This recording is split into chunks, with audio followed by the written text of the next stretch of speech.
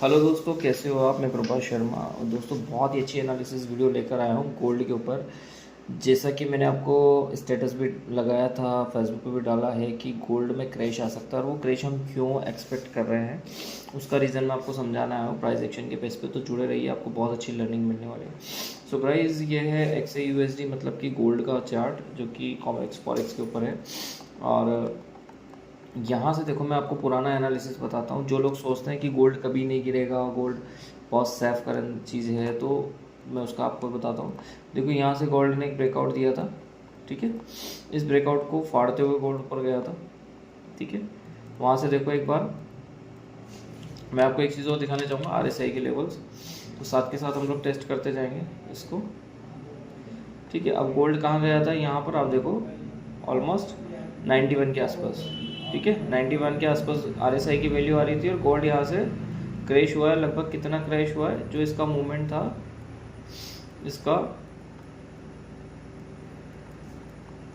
70% के आसपास हमारा गोल्ड, 70% से ऑलमोस्ट ज़्यादा क्रैश हुआ है, ठीक है। और यहाँ से वापस गोल्ड उठा है। उसके बाद गोल्ड ने लगाया एक नया हाई, ठीक है, जो कि हमारा अभी कुछ दिन पहले था, ठीक है। ये देखो, यहाँ पर गोल्ड ने एक ब्रेकआउट दिया है। इसके बाद आप देखो, ये ब्रेकआउट देने के बाद गोल्ड एक बार गिरा है। वो गिरावट इतनी बड़ी नहीं थी, बट फिर भी 1000 से 700-300 पॉइंट की गिरावट थी, जो कि ऑलमोस्ट 30% के आसपास गिरावट थी, ठीक है। अभी इसके बाद हम बात करते हैं, उस टाइम पे जब गिरावट आई तब RSI कहाँ था, 84-85 के आसपास, तो इसलिए गिरावट बड़ी नहीं आई है। ये हम एक और ब्रेकआउट समझते हैं, ठीक है। इसके बाद गोल्ड स्ट्रेट गया है ऊपर तक, ठीक है। RSI ने डाइवर्जन दिखाया और गोल्ड नीचे कहाँ तक, लगभग 60% के आसपास का करेक्शन था गाइस, 60%, ठीक है। जो लोग कहते हैं कि गोल्ड गिरता नहीं है, उसके लिए मैं बता रहा हूँ आपको कि गोल्ड कैसे नहीं गिरता है। उसके बाद फिर एक ब्रेकआउट हुआ है हमारा, ठीक है। एक छोटा सा पुल बैक लिया 2000 से 1600, ऑलमोस्ट 400 पॉइंट का पुल बैक था, ठीक है। तो यहाँ से फिर एक ब्रेकआउट हुआ है हमारा, जो कि लगभग आपका 22-23 में था हमारा ये, ठीक है। तो ये भी एक 2000 से 1656। उसके बाद से जो गोल्ड ने मोमेंटम पकड़ा है, ठीक है, तो अभी तक कोई बड़ी सेलिंग 400-500 पॉइंट, 1000 पॉइंट नहीं आई है और गोल्ड पहुंच चुका है हमारा कहाँ, 4060। अब मैं क्यों कह रहा हूँ कि एक सेलिंग आ सकती है, अगर मैं इस जगह से यहाँ तक का इसको लगाऊं, और जिस हिसाब से मैं कह रहा हूँ आपसे कि 60% के आसपास गोल्ड गिर रहा है, 50% 40% गोल्ड गिर रहा है, मैं तो आपसे कहता हूँ ज़्यादा नहीं गिरेगा। हम लोगों का अगर 50% भी गिरता है तो ये 50% का लेवल है मेरा, ठीक है। चलो मैं मान लेता हूँ 30% गिरेगा तो भी 30% का लेवल है मेरा, ठीक है। इस जगह के आसपास मेरा 30% आएगा। तो एक जो डिप आ सकता है वो यहाँ तक आके फिर गोल्ड अगर जाता है तो हमारे लिए बहुत अच्छी इन्वेस्टमेंट है। पर जो अभी 1,20,000, 25,000, 27,000, 30,000 पर उलझे हुए हैं, हो सकता है उनको गोल्ड ट्रैप कर दे और उनके लिए बहुत बड़ा दिक्कत वाला विषय हो जाए। तो मैं आपको पुराना डेटा इसलिए दिखा रहा हूँ गाइस कि हम लोग जो सोचते हैं कि गोल्ड तो ऊपर ही जाने के लिए बना है, गोल्ड गिरता ही नहीं है, तो एक करेक्शन आता है। दूसरा रीज़न, यहाँ देखो RSI 83 था, करेक्शन आया। अभी RSI जो है वो है आपका 91 के आसपास, और मैंने आपको क्या बताया, जब भी RSI 91 के आसपास होता है, देखो यहाँ था, ठीक है, जैसे कि यहाँ था, ठीक है, ये 91 के आसपास था, कितना खतरनाक करेक्शन आया था। यहाँ पे भी आई थिंक आया होगा, पुराना डेटा हम देखते हैं तो शो नहीं हो रहा है पुराना डेटा, बट एक अच्छा करेक्शन आता है। तो 91 के पास RSI पहुँच चुका है, जो गोल्ड आ चुका है बहुत ज़्यादा ओवरबॉट जोन में आ चुका है, और यहाँ से मैं एक करेक्शन मान रहा हूँ।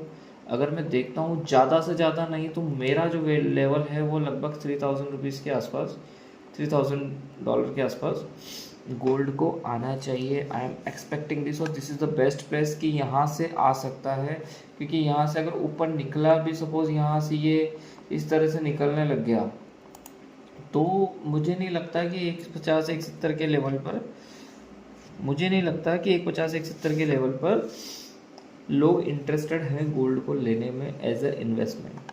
इन्वेस्टमेंट कहाँ होगा, जब ये नीचे मिलेगा। तो मेरा एक मानना है कि ये मंथ की कैंडल रिवर्स हो सकती है, रेड क्लोज हो सकती है इस तरह से, उसके बाद एक पुल बैक आके और गोल्ड में एक लंबा डाउन ट्रेंड शुरू हो सकता है, जो कि लगभग 1 साल 2 साल 3 साल तक का हो सकता है। तो इसलिए गाइज मैं आपको कह रहा हूँ कि जो भी इन्वेस्टमेंट करो सोच समझ के करो, ठीक है।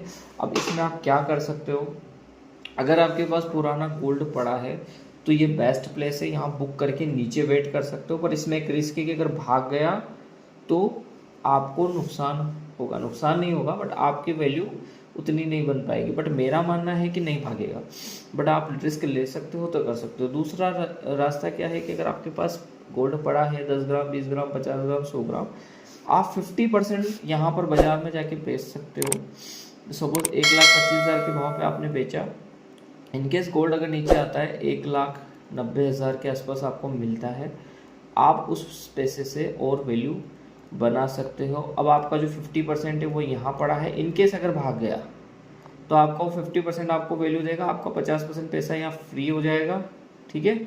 और अगर नीचे आता है तो वो जो 50% है उसको एफडी करा के रखो बैंक में, और जब ये यहाँ आए यहाँ से बाइंग लगाओ, आपकी अल्टीमेट कैपिटल बनेगी गाइस। तो थोड़ा सा रिस्क आपको 50% पे लेना पड़ेगा। वैसे बहुत मुश्किल है चांसेस कि यहाँ से और ऊपर चला जाए, बट इन केस अगर देखो मार्केट है, कुछ नहीं कह सकते, बायर्स का कुछ नहीं कह सकते कहाँ तक ले जाए क्या कर दे। पर अगर 50% का आप रिस्क ले सकते हो बेचने का तो कोई दिक्कत नहीं। अगर आपको लॉन्ग टर्म होल्ड करना है कि ठीक है यहाँ तक पड़ा है फिर चला जाएगा तब देख लूँगा, तो वो एक पीरियड देखो कितना भी हो सकता है। जैसे कि यहाँ जो फॉल आया था 2011 में आया था, और उसके बाद ये पीरियड था 2019 जब ये चला था, तो 9 साल तक गोल्ड नीचे पड़ा रहा था। आप बेच लो, कितना बेच रहे हैं, तो 9 साल का एक पीरियड, अगर आप इतना पीरियड आ गया और इतना होल्ड करना पड़ गया आपको कि भाई यहाँ पे इसने 5-7 साल 10 साल निकाल के फिर ब्रेकआउट दिया, तो वो आपके लिए टिपिकल हो जाएगा।